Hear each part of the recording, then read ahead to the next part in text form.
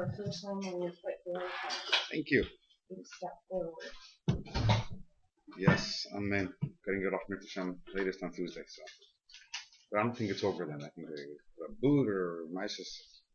Physical therapy? So they say. We'll see. I'm just ready to throw the whole thing off. Yeah. Okay, so today we are going to be starting Perek Chavches. Chavches. Chapter 28, page Lamed Hey. And let's recap a little the last few prakim to see where we are. Again, in Perek Chavav, we talked about, again, the overriding issue that we're discussing over here is the idea of atzvos, depression. We started off, I'll laid on the principle that when a person is depressed, bogged down by worries, concerns, negative feelings, which prevents, that brings to lethargy and laziness, and that doesn't allow a person to serve Hashem properly. So we have to, step number one is we have to get rid of all those things that bog us down, all those worries, all those concerns, and all the things that make us, put us in a negative mind frame. So the first thing that we discussed is the issues, problems that a person has in areas of the gashmias, of the material. As Alter Rebbe says, problems of bani, chayim, mezona, whether it's problems of health or livelihood or children. All the daigas, all the worries that a person can have which stem from material issues. That was dealt with in Perek Chavav. And then the Alter Rebbe says we're going to start talking about spiritual, or you might want to call emotional concerns that a person might have, which might get a person depressed and feeling all bad about him or herself. So the first thing that Alter Rebbe discussed then was a person who is racked by guilt, a person who is depressed because of averas, mistakes, failings, indiscretions of the past. And the Alter Rebbe divided that into two. The Alter Rebbe says, if these thoughts occur to you while you're serving Hashem, for example, when you're davening and learning, that's one thing. And then the Alter Rebbe also says, what if these thoughts occur to you when you're still involved in your normal daily activities and your normal business? The Alter Rebbe divided into two. At the end of the day, the Alter Rebbe says, regardless of when these thoughts occur to you, you get suddenly a guilty feeling for something you've done bad. Bottom line is, right now is not the time to deal with it. You have to defer it to later. However, there is a difference between such a thought which comes to you during a time when you're serving Hashem or not. If it's when you're when you're serving Hashem, the thought itself might be legitimate, even though it's ill-timed. It's legitimate, as opposed to if it's not when you're in the middle of your daily activities, the thought itself comes from an illegitimate source. Okay. So then so that was, again, we had a person who's depressed because of material, physical issues, number one. Number two, a person who's depressed because of guilt over past things. Then in chapter 27, the Alter Rebbe moves on to the third issue, which is a person who's bothered. Again, this is definitely a spiritual issue. This is not a material issue. But what's bothering the person is not past failures, but the general notion and concept that he has to struggle in life. And the struggle is getting to this person, and the difficulty of being a spiritual person is bogging this person down and getting him or her upset. Here too, the Alter Rebbe is going to divide the conversation and the discussion into two parts. One is, if these thoughts come to you during your daily activities, not when you're in the middle of serving Hashem. And again, if this issue occurs to you while you are serving Hashem, middle of davening, for example, or in the middle of learning.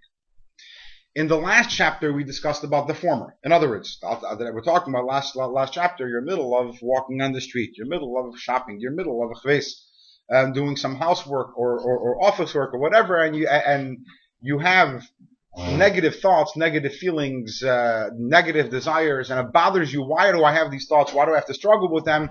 So the Alter Rebbe in the last Perek says, here's how to approach it. There's nothing to be upset about the struggle. Come to terms with the fact that you are a struggler.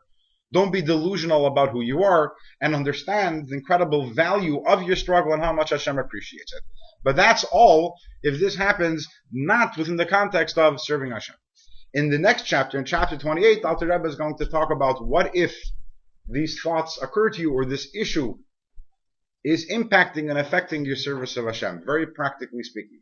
You're davening, and you're working mightily to maintain your focus on your davening, and to keep your heart open, and it seems that your mind, however, is like a little stadium with a chatterbox, and there's no way in the world you're keeping your attention, and you're fighting and you're struggling, etc.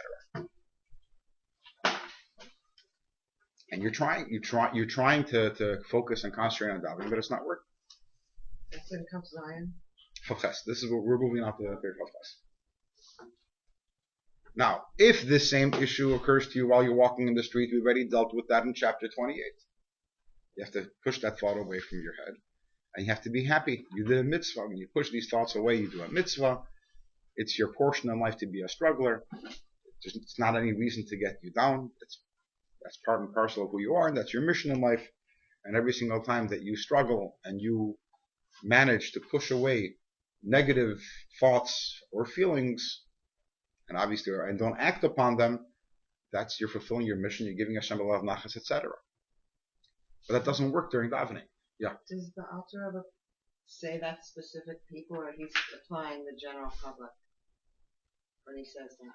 When he says what? The struggling people.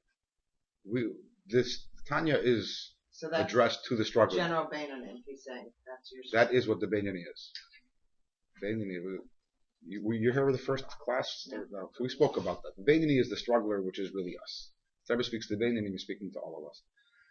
Every single person knows your struggles, some to a greater degree of success, some to a lesser degree of success. So if you're really, really successful, you're a Beinoni. A little less successful, then you're like some other people around over here. But ultimately, us and the Beinoni are beset by the same struggles, and that's all who the Alter Rebbe is talking to.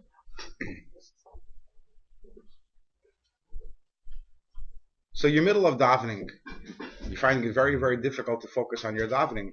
So what are you supposed to do? Are you going to say to yourself, well, that's fine. I'm a struggler. It's my mission in life. I should be happy I'm doing a mitzvah. That's not going to help. That's not going to make you any happier. Why? Because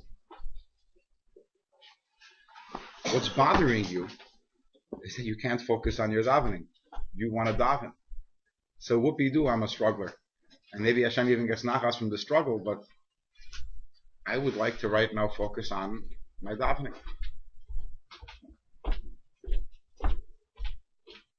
Now I can ask a question. What about sometimes you don't have kavanah, right? So I mean, when you're davening, you have to do you want to say bracha when you eat something, and you're running late, and you have a million things going on.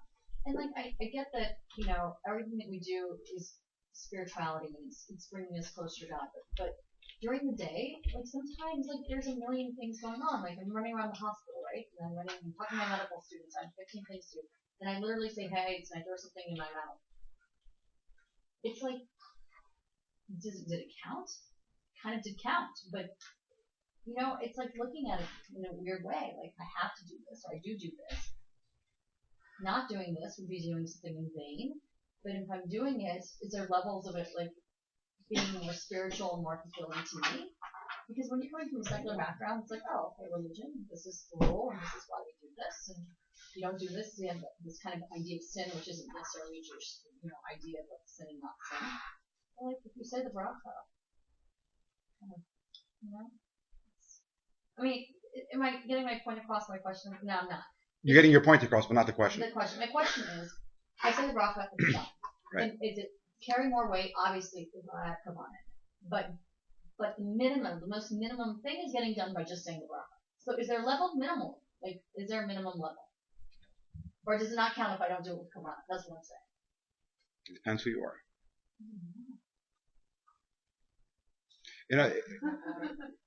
In other words, everything to a certain person, for example, for a Lubavitcher to eat something which is not Chalav Yisrael, for example, for that person, that's something which is unacceptable. A person who's coming from a secular background just starting to keep kosher, not only would I tell him to keep Chalav Yisrael in the first place, I'd probably advise that person not to and take their time. These are all questions of where are you and what's your level of observance. In terms of Allah, definitely the minimal requirement is saying it. Now, but someone who is holding at a level where he or she is expected of them to actually focus a little more on the bracha, and they don't, but there's a deeper issue over here. There's a deeper question over here, but it's really not for this class. In other words,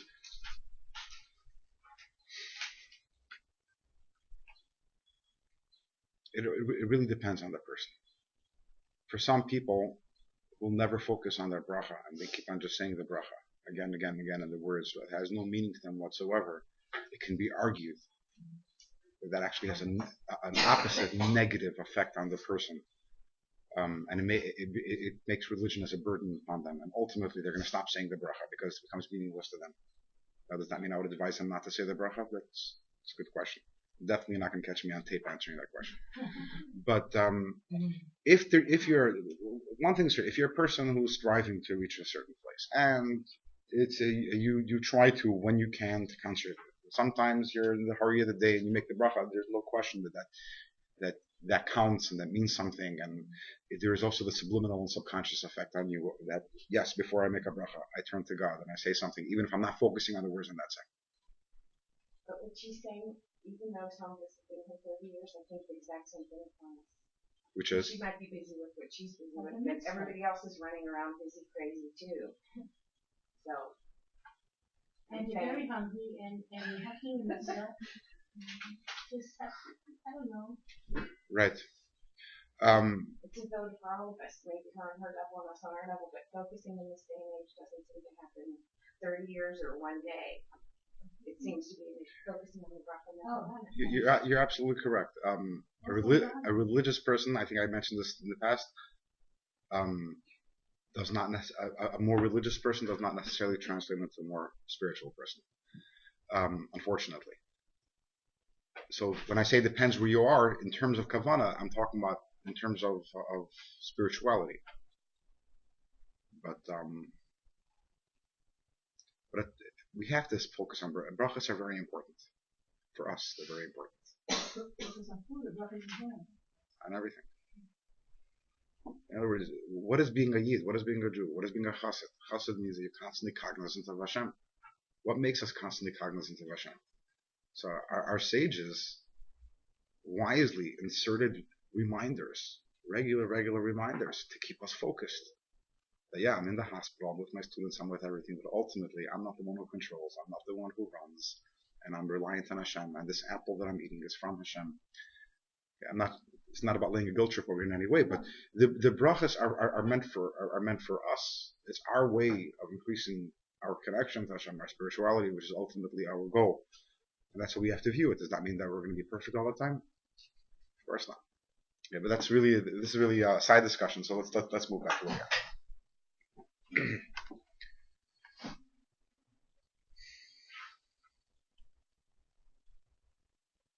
The biggest problem when a person is davening and they can't focus on their davening, if I may say, it's not even so much why am I struggling, but a person who is really struggling is feelings of hypocrisy.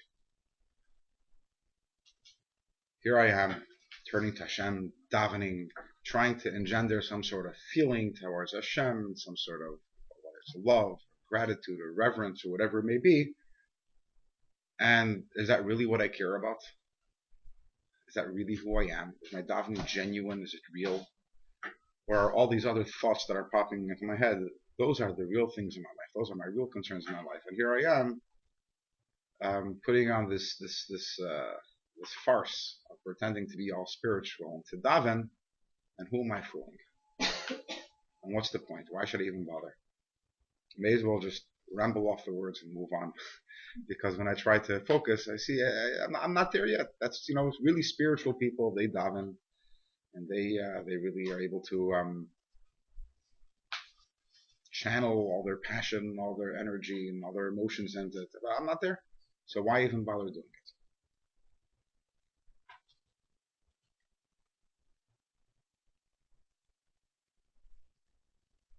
So this goes to the larger issue of what's the value? Is there value in an imperfect mitzvah or this third mitzvah, which really is a little along with what you're saying, but not exactly. If I'm trying to do a mitzvah, I'm trying to do it well, I'm trying to do it properly, but it's not going so well. How am I to view that? And as we'll see later, it also, there's a larger relevance in our lives in terms of, in general, the problem of sometimes that we view ourselves as in our desire to be honest and to have integrity, we'll abstain from doing good things because we believe they're not consistent with who we are. Is that correct, or is that an incorrect way of doing things? Sometimes because we want to be honest and we don't want to be hypocritical, so we won't do something which is a good thing because we're saying that's not really who I am and that's not where I am, and it doesn't. It's not. If I would do it, it wouldn't really be me. Which is really related to this conversation. I'm davening. What? Yeah. Never occurred to you? Like you're doing something and you're like, this is just phony? Yeah. Okay. So should we engage in this kind of phoniness or not? Or is it phoniness is actually the bigger question. I'll start with a story, very famous story from Marash, which is, there was a chassid, Adar Marash, who was a businessman, and in Russia, the chassidim, even though most of them lived in the shtetl, or in the little ghetto, or whatever, in the area they lived, in the Pale, they lived amongst Jews, and the chassidim would all go with, when we were on Shabbos, the long clothing, all week long. A chassid looked different. Today a chassid looks different because he wears a suit, and he has a beard, and he has a hat. 150 years ago, that wouldn't make a person look very different. In the United States even, and in Russia. So what made a chassid look different? They wore long clothing, they wore the long kaftans.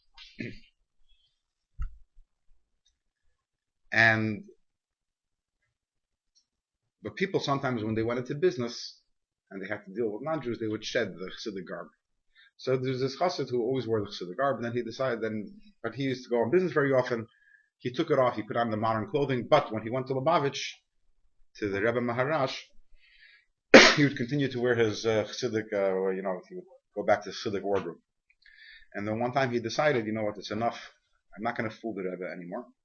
And I should be honest with the Rebbe. So the next time he went to Lubavitch, he wore his modern suit. And when he went to the Rebbe asked him, what's this all about? So he told the Rebbe, I decided to come clean. I want to be honest. This is the clothing that I always wear, and I decided I didn't want to fool you anymore. To which the Rebbe responded, I know that you always wore this when you were out there, but until now I thought that you were fooling the world, and here is where you were being honest. And now I see that, Take, you were being honest over there, and here is where you were being dishonest. So whenever you're dealing with a case of hypocrisy, we always have to figure out which one is the true one, which one is the non-true one. That's something which we're going to be discussing with Hashem in this paper. So we're davening over here. So there's the struggle that's going on. So this is really, again, somewhat related to what we discussed in the last chapter, which is we're dealing with how to deal with and what the perspective is supposed to take with regards to the struggle that the struggles that we have in our lives. So part of the struggle is when it comes to serving Hashem and serving Hashem properly. So when we're davening and we're struggling to daven, how are we supposed to view that? Should it bother us? Shouldn't it bother us? And how are we supposed to tackle that issue? And what if it bothers us that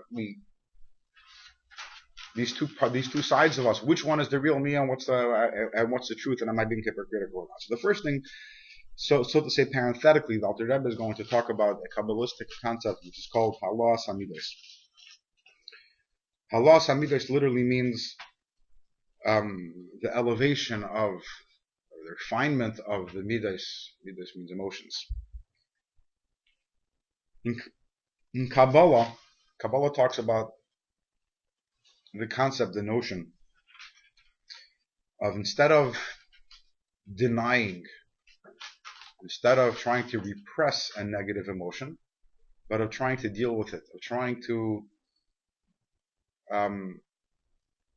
turn it around and trying to elevate it. How is that done? So in Kabbalah it's described the process, which is that you have to find the root cause of that emotion that you're having, where it's coming from, identify it, and then rechannel it towards the service of Hashem.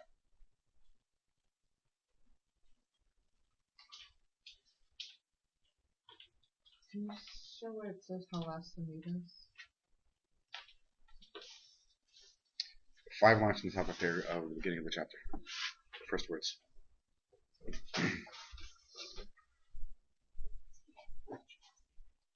In other words, every emotion that a person has a body and has a soul. The soul of it is its core, and you might want to say its core and simple, undefined expression, a personal expression, emotional expression. So if I love ice cream, so to say, that love is appropriate over there. So there's two things.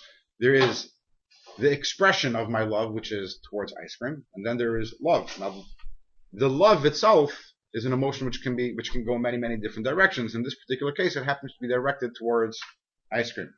If I am scared of, I don't know, being audited by the IRS, so again, there is the emotion, the raw emotion, which is fear. And fear, again, I could fear any of many things, and it happens in this case to be directed towards the tax collector. And the same thing is with many other appreciation, gratitude, whatever it may be. Every emotion, there's the emotion as it is within a person, which again is formless, and how it takes a specific form. So in Kabbalah, it talks about if you have a machshava zara, if you have during davening, let's say there's a thought, and thoughts are almost always motivated by feelings. In other words, you think about that which you have feelings towards. So, and if the feeling is a negative feeling, so instead of trying to push away the feeling, what you should do is you should try to find the core of that midah, the core of that emotion, and redirect it towards holiness.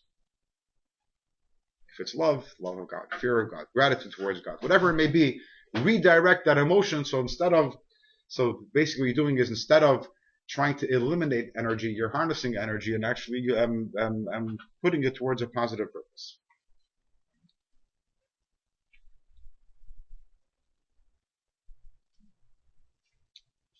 So the Alter Rebbe is addressing the person who is during davening is having these thoughts. The Alter Rebbe says, don't be a fool to try to engage in this kind of endeavor, because this kind of endeavor is not for you. That is only for tzaddikim. Only tzaddikim rechannel emotions, not strugglers.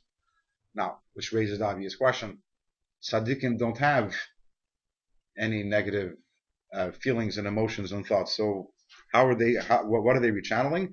Says the Alter Rebbe, they rechannel not their own but others, the people within their vicinity, which is very interesting that a tzaddik can sense the thoughts and feelings of those around him or her, and the tzaddik actually has the ability to rechannel those feelings in a positive direction.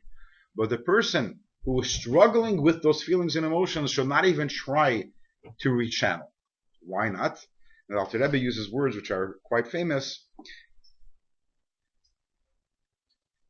He says, Eich ya'alehu l'mayla, how do you intend on elevating this emotion, this midah above, who atzmei mekusher lamata, when you yourself are below?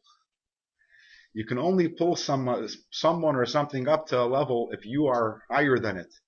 You can't, it doesn't work. You can't push it up like with a broomstick and, okay, I'm down here, but I'm pushing you up. In other words, the fact that you're having this thought, and you're having this feeling, and you're having this passion shows that you are not beyond and above it. It's not something which you can remain, so to say, ambivalent about and impervious and say, and look at it, so to say, and look at it as an impartial person and say, okay, I'm going to take you and I'm going to rechannel you. You're very, very much attached to that emotion, which is why you're having it. When you are attached to that emotion, it's impossible for you to lift it higher than where you are and say, I'm going to rechannel it to Hashem. But you are not. The moment that you have this emotion, this feeling that you have is very, very real to you. And because this feeling is very real to you, you don't have the ability to take this feeling and turn it around. So this is, so to say, parenthetical. The Alter Rebbe is saying, the first thing I want you to know, even though you're learning Tanya, and you might be a amateur Kabbalist, and you might have learned of this concept of halas amidas, of elevating the midas before, I want you to know it's not for you, it's for the tzaddik. So what should you do? You have to push any thoughts and feelings out of your head. That's the practical. But how are we supposed to approach this, or what are we supposed to think about this experience? That we're going to get to soon. But let's first just learn inside the Alter Rebbe's how the Alter Rebbe starts. Page Lamed Hey in the Tanya. In the Hebrew Tanya, it's opposite of page 68. Chapter 28.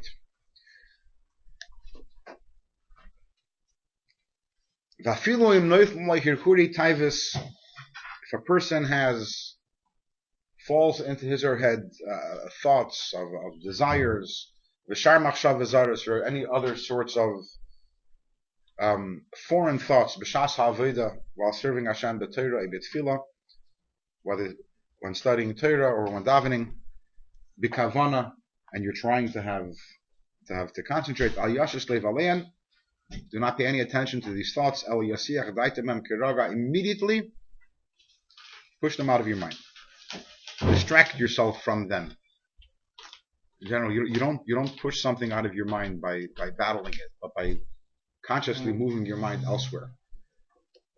Rebbe speaks about this many times. When you have certain thoughts which you want to avoid, the worst thing you can do is to think about why you should avoid these thoughts, because then you're just thinking about it in a different way. Instead, focus on thinking about something else. So if you're having an issue with concentration during davening, it's a natural reaction to start thinking about why I shouldn't be thinking about these things, and thinking about why it's important to be davening instead. That's not the way to go about it. Just stop thinking about it, which means start thinking about something else. You're davening, you're holding by these words, focus on the words where you're holding. Don't try to fight with the thought and with the feeling. V'gam, also says the Alter Rebbe, don't be a fool to try to engage in the elevation of the emotions, the emotion which underlies these thoughts that you have. Kinoida, as is known, in other words, this is a process which is known and discussed in Kabbalah. Because this concept is only addressed only to tzaddikim,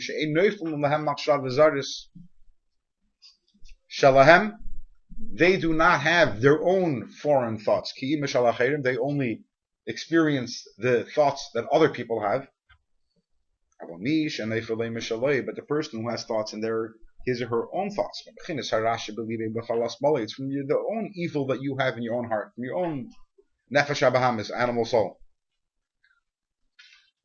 How do you plan on lifting them up, these thoughts and these emotions, when you yourself are tied down, are shackled below? Now, these words, how are you going to lift it up when you yourself are below? So this is obviously said in a certain context, in the context of these thoughts, but in general, these are words which are at times also used in other contexts, as in when we obviously you're always trying to influence other people, and try to, whether it's family, whether it's acquaintances, whether it's just people we meet on the street, and we're trying to elevate people, as after all, as Lubavitchers, we look at that as part of our calling.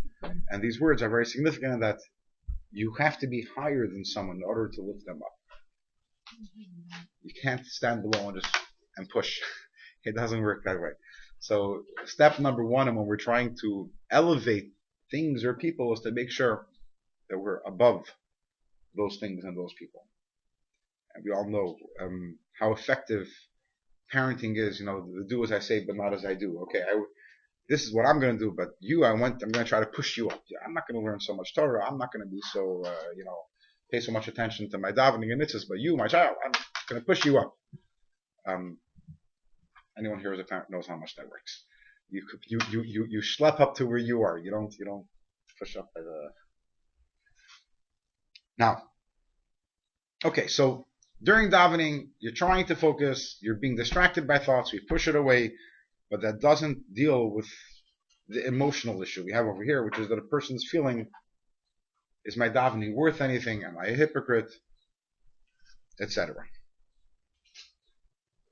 And once again, the key to answering this question is going to lie again in what we discussed in the very first chapter, and we discussed before. The Alter Rebbe is basing Tanya on the fact that there are not two neshamas within us. Not one neshama. We're not animated by one energy source, but by two. And therefore, hypocrisy, by definition, doesn't exist. This is what's amazing about what Tanya tells us. It's one of the most amazing things about the animal soul and the godly soul. Again, if there's one me and I could want a million different things, then you could tell me I'm a person who's even then the word hypocritical doesn't really apply, but unfocused and undisciplined and whatever else, doing this and opposites, and today I'm ethical and tomorrow I'm unethical, but if there's two me's, then I'm very, very consistent. I'm always, at times, I'm very consistent. So let's put it this way, the nefesh habahamis is always very consistent. The animal soul is always very consistent, and the godly soul is always very consistent. When I do something good, there's absolutely no hypocrisy involved whatsoever. It's an expression of the godly soul. When I do something which is selfish, it's also not hypocritical. So that's an expression of an animal soul. Yeah. Does hypocrisy exist in the non-Jewish world, since they only have one source? Even then I don't think so. But I don't want to go there right now, but I don't think so. In other words, in a superficial level, yes, there is hypocrisy. On a superficial level, by Yid, also there's hypocrisy. But if you look deeper, it's not. Well, if you look deeper, they really always emanate from a singular drive or desire. So you're davening right now, which ostensibly you are expressing your godly soul. Godly soul's your nefesh elokis, your desire to connect with Hashem. Now these thoughts that are coming to your mind, they're not from the godly soul. They're from the nefesh habahamis. They're from the Yetzer Hara. They're trying to disturb. Okay. I'm not happy that they're trying to disturb.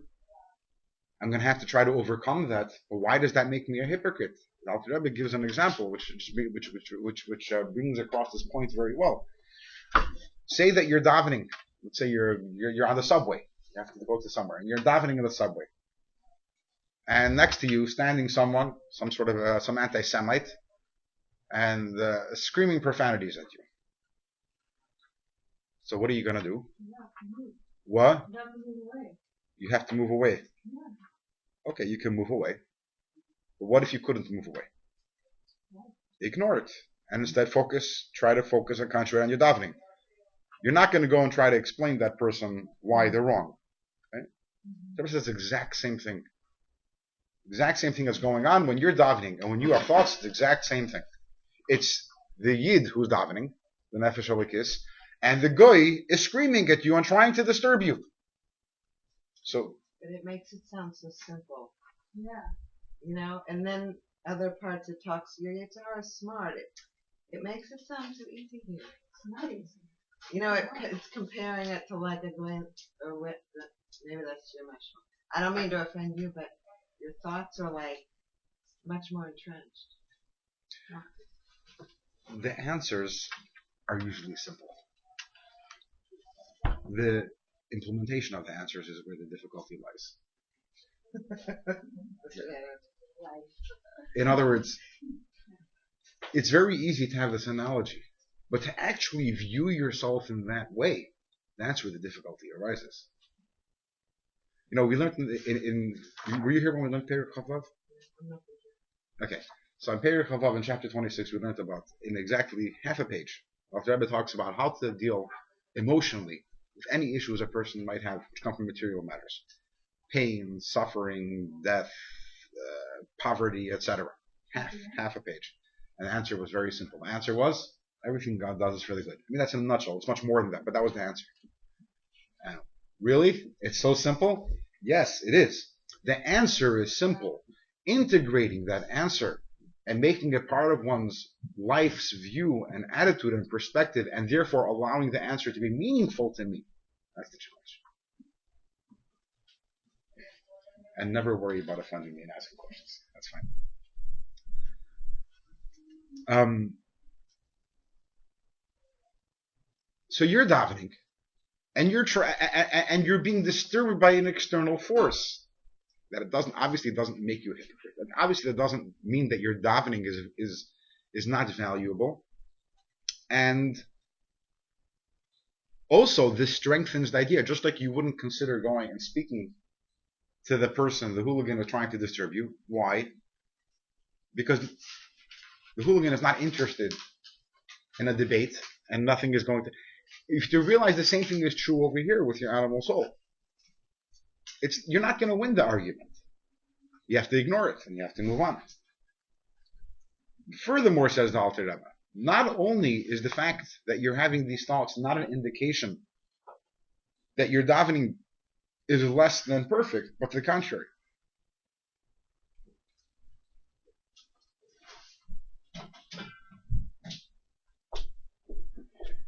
Let's go back to the train analogy. You're on the train. This hooligan is sitting across from you. And you're trying to daven. So he starts saying some things to you. So what's your response? As we said, you ignore and you concentrate more. What's going to be the probable response of the person? What? Sorry? And if you can't, I'm using an example of if you can't, because that's the case when you're davening. You really can't move away from your nefesh habahamis. Okay, that's one response. But let's say you were to daven. Let's say you decide, you know what, I'm not going to be intimidated. I'm not going to give in to terrorism. I am davening. I'm focusing on davening. They're going to go away? Maybe eventually. But the first thing when they see that, eventually they might go away. But originally, when they see that you're ignoring them, what are they going to do? They're going to try harder. They're going to get angrier, right?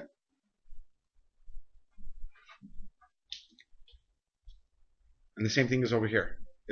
When your animal soul sees that you're ignoring, it's not going to go to sleep.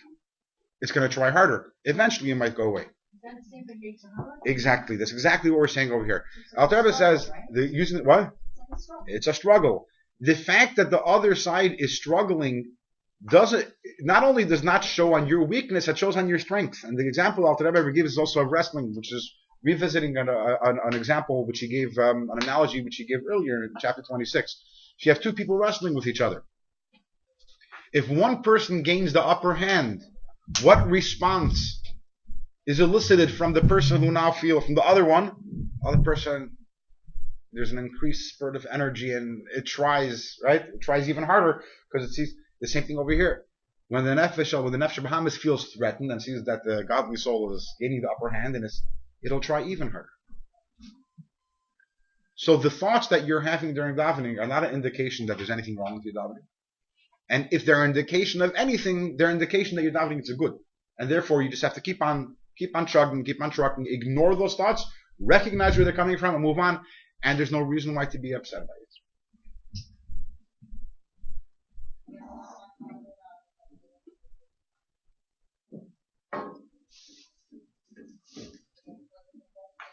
And this is all a result of recognizing, again, that there's not one me, but there's two me's. If there's one me, which is the way, even the way the situation was viewed, even by Yidden and Yiddishkeit, pretty much until Tanya came around, there's one me, and I have a Yetzer Hara and a Yetzer Tov. I have good inclination, bad inclination, but it's one me, and I'm inclined in different directions. Then, if I'm davening right now, and at the same time I'm having these thoughts, that means my davening really isn't pure and sincere. My desire for that isn't pure, because otherwise I wouldn't be distracted. When I want something very, very much, I'm not I don't have other thoughts. When I'm focused on a certain goal completely and totally bought in and passionate about it, then I'm single-minded. If other thoughts are coming in, that means that my focus and my passion is deficient. If there's one me. So if there's one me and I'm davening, and my davening is being constantly disturbed by thoughts, then that's a problem. That shows that my davening is not. Yeah. Why does it say that we have two inclinations? Because that does give the impression that we could lean this way or we could lean that way. Where does it say there are two me's? That's what the Rebbe says. That's Kabbalah. The first one who says that is the Chaim Vital. In the first chapter of Tanya, the Alter Rebbe starts, he asks a bunch of questions, and on the second side he says, but the explanation of all this will be according to that which the Rebbe Chaim Vital says, that every single Yid has two neshamas. So in other words, that's the key to everything. The key to understanding everything that we're saying over here is that it's not, and that's the basis of Tanya.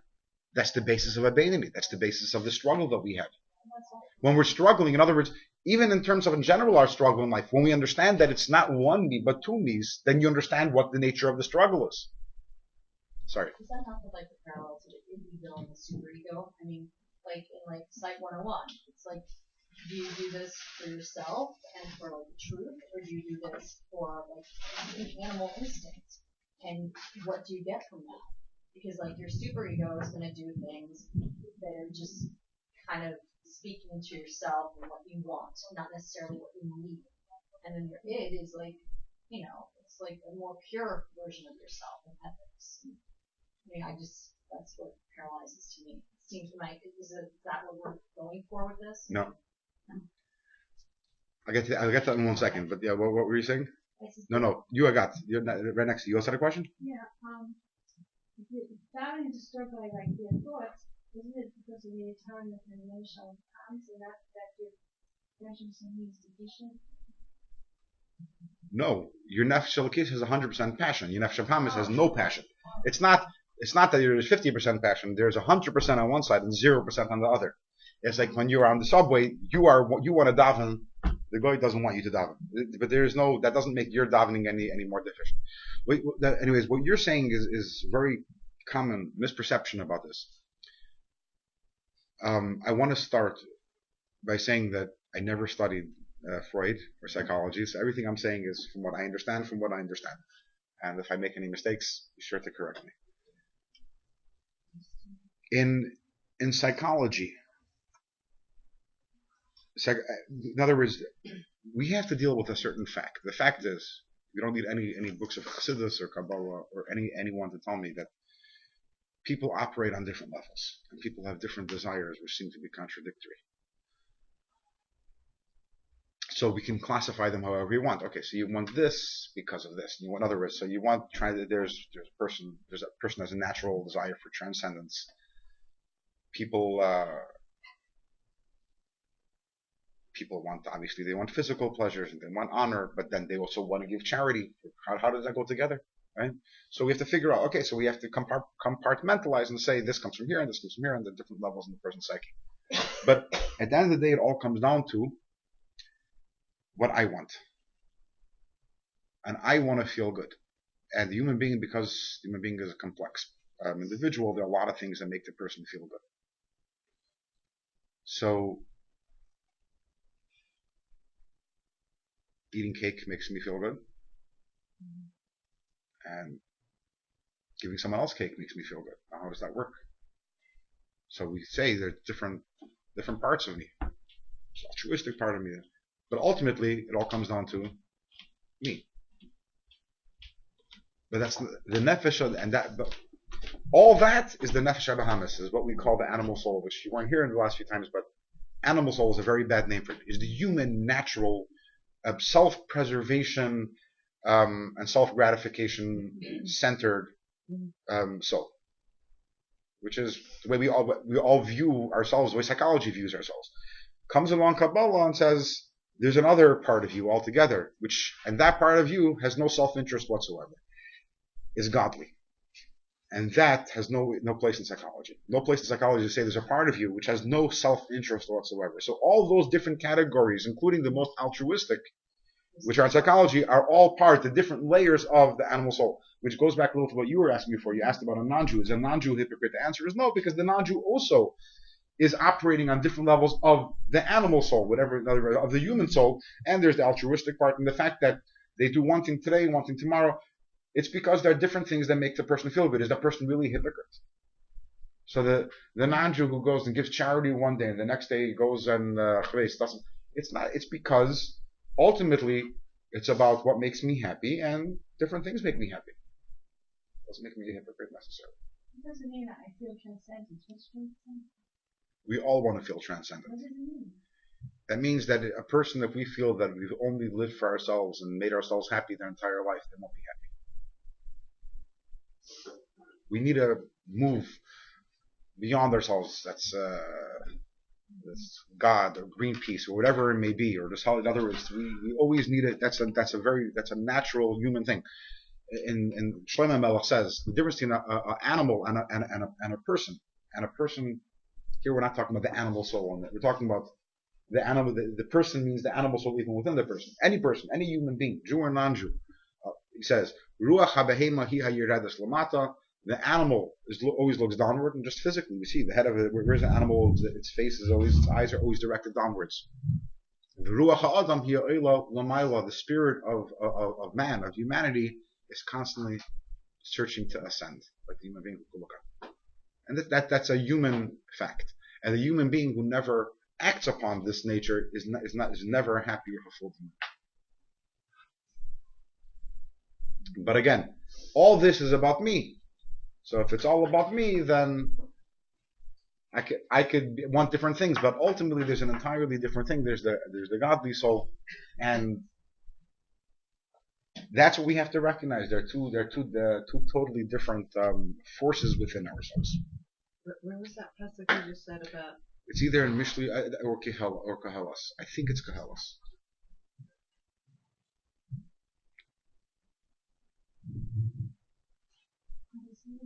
Yeah. How do we get away from all that mean?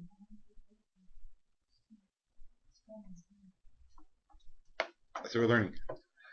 Keep on learning this book over here. This is what that's the answer to this question. There's a book that came out recently, by the way. This lady, she was a nurse in hospice care.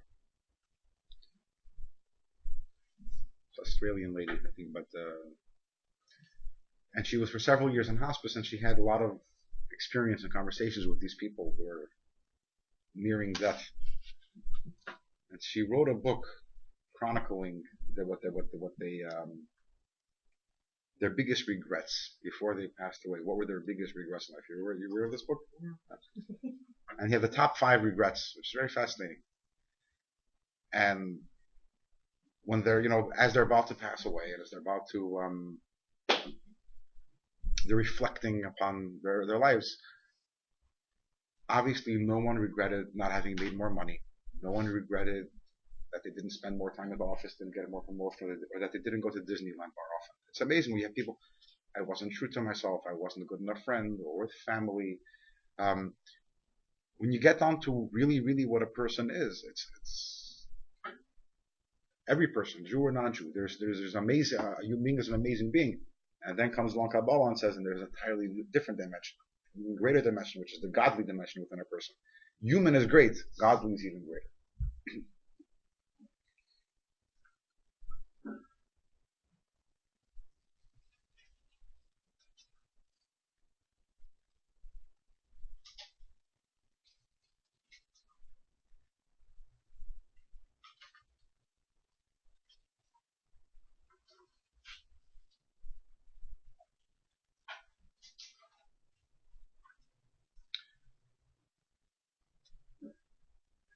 So say that you're an environmentalist, radical, extremist environmentalist. From the kind that never, always goes around to bag, never to take a bag from the store, et cetera, et cetera. You have solar panels on your roof, and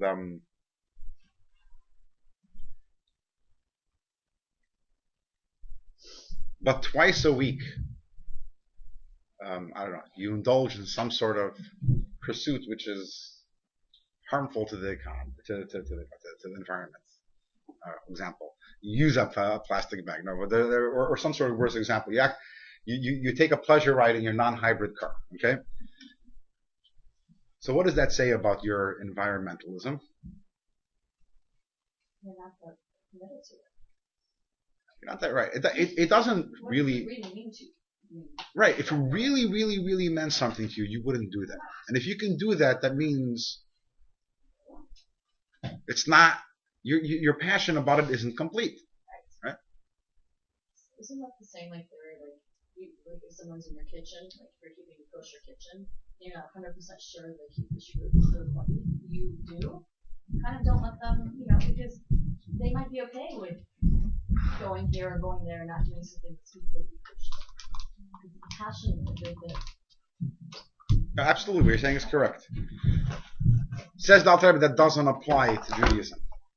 Now, it applies to your example. But I'm saying when you're viewing yourself. So yes, the environmentalist who twice a week does something environmentally harmful needs to take a look at themselves and realize that they're not yet there, because if they can do that.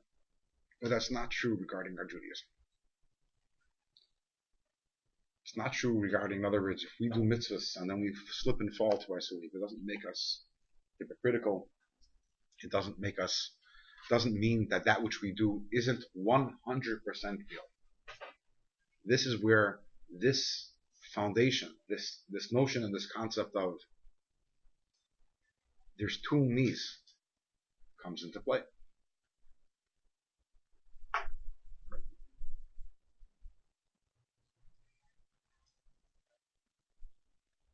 When I do a mitzvah, it's 100% a mitzvah. It's 100% true and honest an expression of the godly soul. What did I do 2 minutes ago? What am I going to do 2 minutes later? It's irrelevant. The fact that 2 minutes later from now, I am going to, maybe I'll be controlled by my animal soul, by my nefesh habahamis, and therefore I'll act in a way which is antithetical to what I'm doing right now. The fact that 2 minutes ago I did something else doesn't in any way compromise the integrity of what I am doing right now. This is what the understanding and the knowledge of our two different, as we said, battery packs can do to us. I can be plugged in at any time into any energy I want. So obviously, it is my goal that more and more to be plugged into the energy pack of the godly soul, as we spoke about last time. But how much or how little I'm plugged in there when I do it, it is 100% an expression of truth and my desire to connect to Hashem. I mean, it's no wonder that if you're following this principle, that in Lubavitch and the Rebbe, we talk about the value of a single mitzvah. Go put on tefillin with someone on the street. Go have someone light Shabbos house. And other people can't get it. What's that worth, that mitzvah? Really, what's it worth? What did that person do all the years in his or her life until that point? What is that person going to do all the years after that point? But that comes from a basic misunderstanding of what a mitzvah is. That mitzvah is pure. That mitzvah comes from a place which is pure, from the godly soul.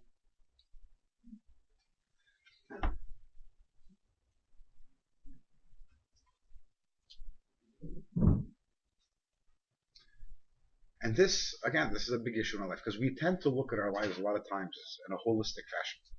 Isn't that so much a style? Let me look at my life. I don't mean my life from the day I was born till the day I passed away. I'm talking about, my lifestyle. And we want consistency in our lifestyle. We want to figure out where am I and make sure that everything makes sense and fits into a puzzle. And if it doesn't fit in, I'm not going to do it, even if it's the right thing to do. And the Alter Rebbe says, no, that's a wrong approach.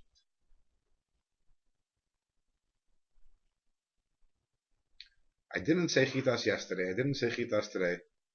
I'm not going to say tomorrow. I know. So what's the point of me saying it today? How many of us have had a thought of that sort? I didn't do it last week. I know I'm not going to do it tomorrow. Today I have vacation. So today I could do it. But what's the point? What's the point? I didn't. What do you mean? What's the point? How is yesterday or tomorrow relevant? The fact that yesterday or tomorrow you're operating under one way doesn't make this mitzvah that you did any less honest and true. And basically, what this Perek is ultimately telling us, that when we view life properly, accurately, and we understand it as the struggle that it is between two different entities. Not only it's within me, and if I'm on a diet, for example, if I broke my diet and for the last 5 days I ate sugar or whatever else there is, and for the next 5 days I know I'm going to. So today, to avoid it, really, is not going to do much. And there might be a point in me saying there's no point in it, but it doesn't work in terms of Yiddishkeit. It doesn't work that way. It's not. It's very different, because in Yiddishkeit you have to understand it's two different operating systems, and our goal in life is, whenever possible, to try to work with the operating system of the godly soul. And when that happens, that's 100% honest and true. And then, if I want to make it even more honest and more true, try to do that more often. But the other stuff that you do has zero bearing on the good that you do, which comes from the Nefesh Elokis. And we'll continue in Yirtzeh Hashem, not sure when. Tuesday. Tuesday I might not be here. No, yeah. Let me turn this off. What did you say? Every time you do it, I don't know. Not here. Oh, probably press stop.